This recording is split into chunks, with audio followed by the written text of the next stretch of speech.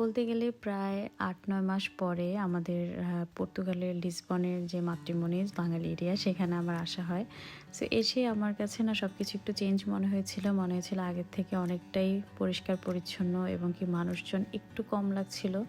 দেখতে সত্যিই খুব ভালো লেগেছে আমার।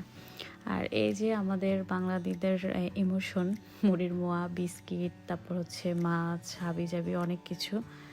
যদিও এই মাছগুলো এখন আর আমাদের খাওয়া হয় না। আমরা যখন দেশে যাই তখন আমাদের প্রচুর পরিমাণে আসলে মাছ খাওয়া হয়। মাংসটা খুব কম খাওয়া হয়, বাট মাছটা আমরা যথেষ্ট খাওয়ার চেষ্টা করি, যতদিন থাকি ততদিনই। কারণ এই মাছগুলো আসলে কবে এসেছে এবং কি কতদিন থেকে আছে এদের ফ্রিজে, আবার আমাদেরকে ফ্রিজে নিয়েও রাখতে হয়। আমি রান্না করলে এখন ওইভাবে স্বাদ পাই না, যার জন্য নেওয়া হয় না। যাই হোক, এখন কিন্তু এই যে মানে গরমে যেহেতু এখানে সবজিগুলো উঠে, সব রকমের সবজি মোটামুটি দেখলাম যে উঠলো। আর মাংসটার জন্যই বিশেষ করে আসতে হয়, আর সবজিটার জন্য। এই তো অনেকদিন পরে এসে সত্যিই খুব ভালো লাগলো। আর এই যে চেঞ্জ আমি দেখেছি, এটা থাকলে